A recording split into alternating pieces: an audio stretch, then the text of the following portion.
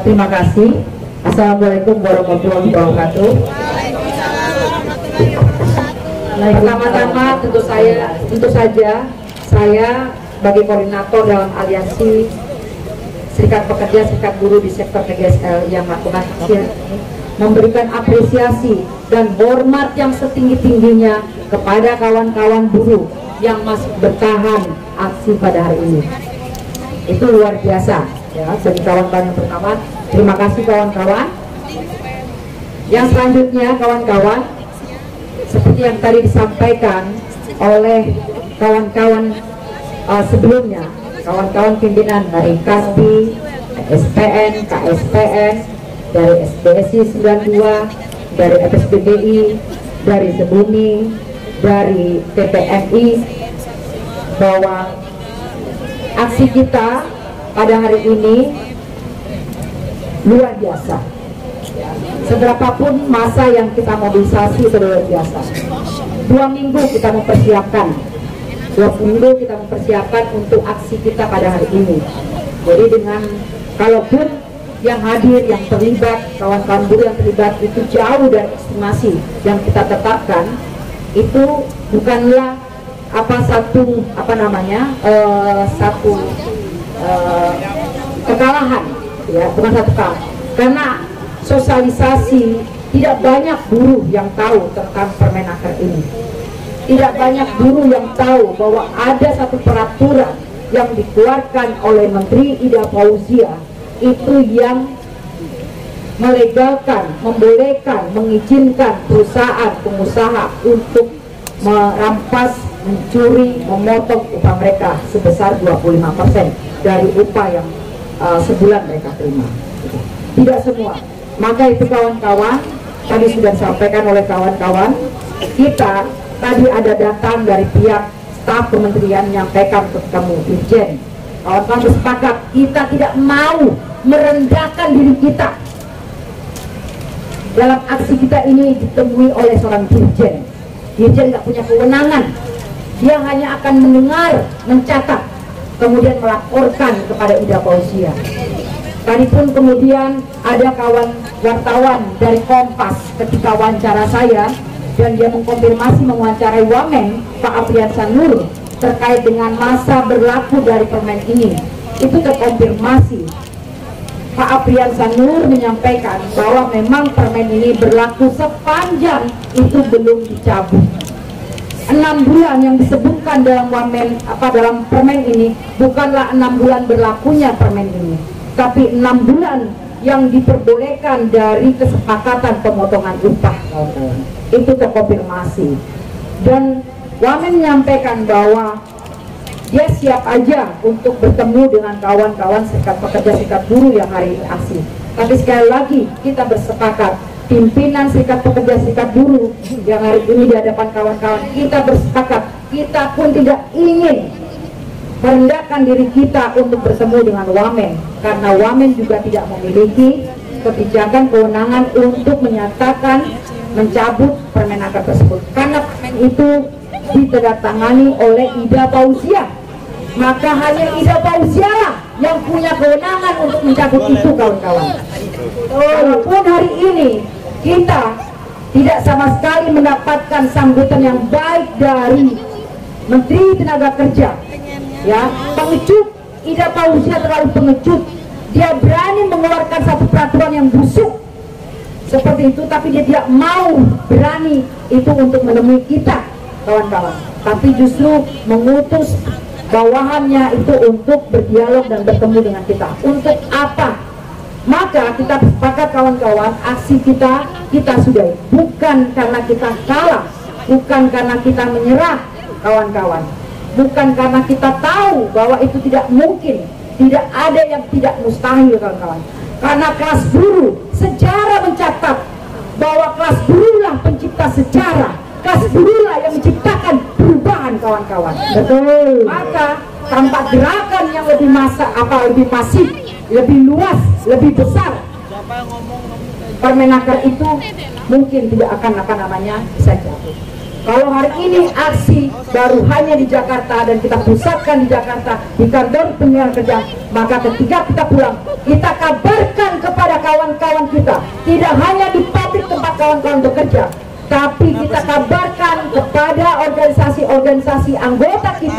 dari masing-masing serikat di wilayah-wilayah, terkhususnya di wilayah industri padat karya, ada Permenaker busuk.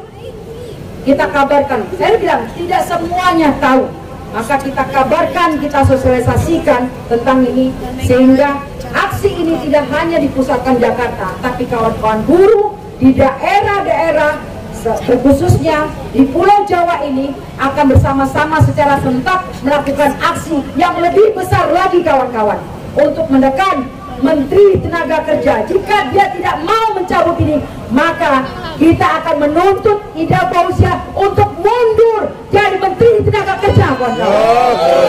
Apa? Menjadi menteri jika kemudian kebijakannya itu terus-menerus merugikan buruh.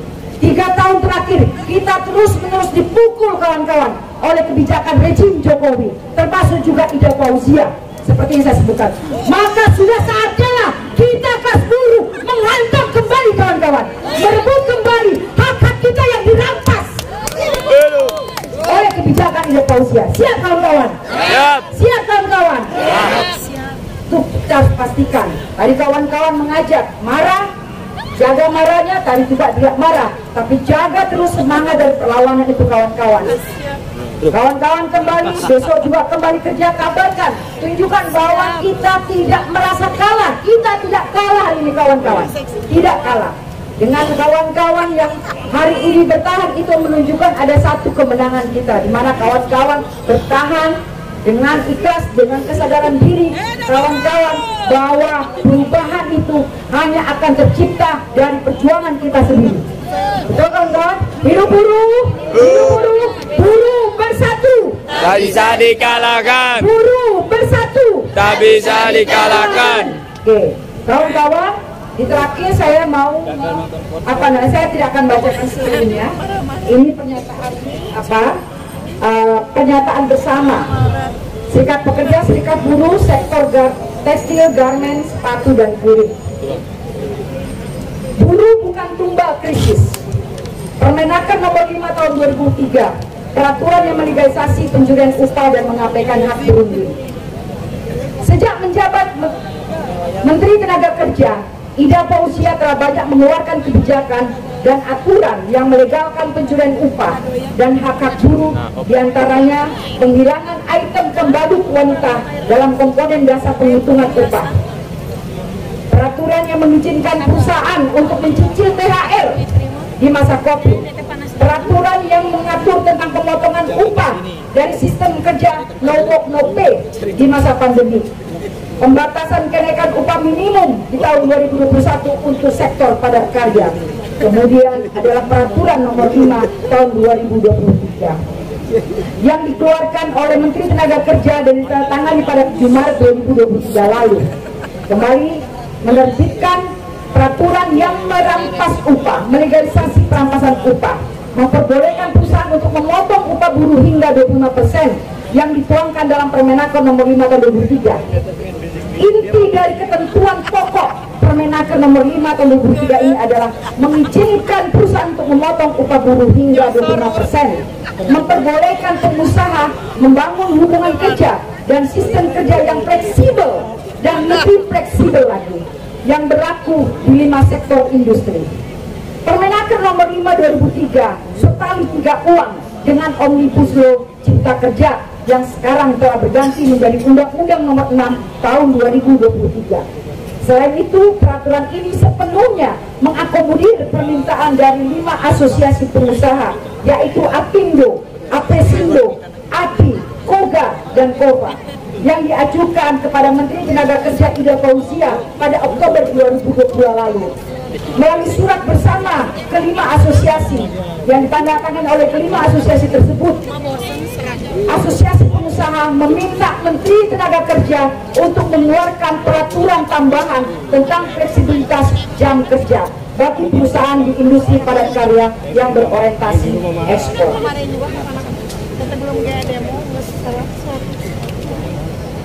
Peraturan ini tidak mempunyai dasar hukum apapun dan bahkan justru merusak tatanan hukum, melabrak dan bertentangan dengan Undang-Undang Ketenagakerjaan nomor 13 tahun 2003 dan Undang-Undang nomor 21 tahun 2000 yang dipastikan peraturan ini merusak konsep upah minimum yang berlaku dalam sistem ketenagakerjaan saat ini. Bagaimana tidak, Permenaker nomor 5 tahun 2003 akan menyebabkan upah minimum di industri padat karya yang sebagian besar produksinya berorientasi ekspor akan dibayar di bawah ketentuan upah minimum yang berlaku. Padahal sebelum adanya peraturan ini, puluhan ribu buruh di industri, puluhan juta buruh di industri, puluhan ribu buruh di industri padat karya, khususnya tekstil, garmen, sepatu dan kulit, masih menerima upah di bawah ketentuan upah minimum yang berlaku, termasuk tidak menerima upah lembur. Padahal sudah sangat jelas tidak ada satupun frasa dalam Undang-Undang Ketenagakerjaan nomor 13 tahun 2003 yang memperbolehkan pemotongan upah apalagi sebesar 25% dari upah yang diterima buruh. Bahkan praktek membayar upah di bawah ketentuan upah minimum dinyatakan oleh Undang-Undang 13 pasal 90 ayat 1 adalah tindak pelanggaran ilegal dan pidana. Terhadap ketentuan tersebut merupakan tindak pidana kejahatan yang diancam dengan pidana penjara ataupun denda. Terbitnya Permenaker ini juga merupakan bentuk pelecehan Kementerian Tenaga Kerja terhadap hak asasi buruh atas upah, termasuk pelecehan terhadap hak dan peran serikat buruh dalam perundingan kolektif. Ini adalah pelanggaran serius dan dari pelaksanaan Undang-Undang 21 tahun 2000 tentang serikat pekerja serikat buruh dan juga Konvensi ILO nomor 98 tahun 1949, di mana pemerintah Indonesia sendiri telah meratifikasi konvensi tersebut. Terbitnya Permenaker ini justru memperuncing potensi konflik antara serikat buruh dan pengusaha yang justru dapat mengganggu produktivitas dan kelancaran dunia usaha. Pengusahanya mendulang untung, buruhnya bernasib buntung. Melalui Permenaker nomor 5 tahun 2003, pemerintah memindahkan beban krisis dunia ke pundaknya kaum buruh dan pekerja yang dilakukan secara terbuka dan terang-terangan oleh pemerintah melalui Menteri Tenaga Kerja Ida Fauzia. Dengan mempertahankan kebijakan nomor 5 tahun 2023, pemerintah Indonesia juga telah melakukan pemiskinan secara sistematis. Untuk itu, melalui pernyataan sikap ini, kami atas nama HAM, Keadilan dan Kemanusiaan, Serikat Pekerja Serikat Buruh di sektor TGSL, mendesak Menteri Tenaga Kerja Republik Indonesia untuk segera mencabut Permenaker nomor 5 tahun 2003, serta menuntut 1. Menteri Tenaga Kerja untuk berani menindak secara hukum terhadap pengusaha yang melakukan pelanggaran dan perampasan hak buruh, termasuk membenahi dan meningkatkan kinerja pengawasan. 2. Cabut dan batalkan Undang-Undang Cipta Kerja nomor 6 tahun 2023. 3. Usut tuntas praktek staycation dan pungli terhadap buruh dan pekerja dan untuk proses rekrutmen dan perpanjangan kontrak. 4. Segera meratifikasi Konvensi ILO nomor 190 tahun 2019 tentang penghapusan bentuk kekerasan dan pelecehan di dunia kerja. 5. Menteri Tenaga Kerja RI menindak perusahaan yang tidak membayarkan tunjangan hari raya, memotong tunjangan hari raya kepada buruh dan pekerja. 6. Hentikan segala bentuk kriminalisasi terhadap pimpinan, anggota, dan aktivis serikat pekerja serikat buruh, dan segera bebaskan pimpinan, anggota, dan aktivis serikat pekerja serikat buruh yang dikriminalisasi. 7. Tetapkan sistem upah minimum nasional sebagai jaring pengaman bagi buruh yang berlaku secara nasional. Demikian pernyataan sikap ini disampaikan untuk dapat mendapatkan perhatian serius dari Menteri Tenaga Kerja dan mendapatkan tindak lanjut sesuai dengan isi dalam tuntutan pernyataan ini. Atas nama Aliansi Serikat Pekerja Serikat Buruh Sektor TGSL. Demikian kawan-kawan pernyataan sikap kita pada aksi kita hari ini, kawan-kawan. Masih mau rapat kawan-kawan di akhir. Kawan-kawan tunggu kembali ke rumah masing-masing, ke kota, ke kabupaten, ke wilayah di mana kawan-kawan tinggal, kawan-kawan bekerja. Tunggu kabar selanjutnya dari perangkat dan pimpinan organisasi kawan-kawan untuk aksi selanjutnya yang akan dilakukan oleh kita bersama setelah ini, kawan-kawan. Karena setelah ini kami pimpinan akan melakukan ada evaluasi termasuk juga untuk merencanakan kembali bagaimana konsolidasi yang akan kita lakukan untuk memperhebat perlawanan yang kita lakukan. Oke, terakhir kawan-kawan, saya minta kawan-kawan untuk rapat, ya, untuk menunjukkan bahwa kita tidak akan kalah. Kita punya semangat perlawanan dan juga semangat harus menang. Saya mengajak kawan-kawan kita menyanyi. Ini sebenarnya lagu lawas. Mungkin beberapa kawan-kawan tahu. Pasti menang, harus menang, buruh berjuang. Pasti menang, harus menang, buruh merdeka. Jangan mau ditindas, jangan mau dijajah jiwa dan pikiran kita. Untuk hari esok yang lebih baik.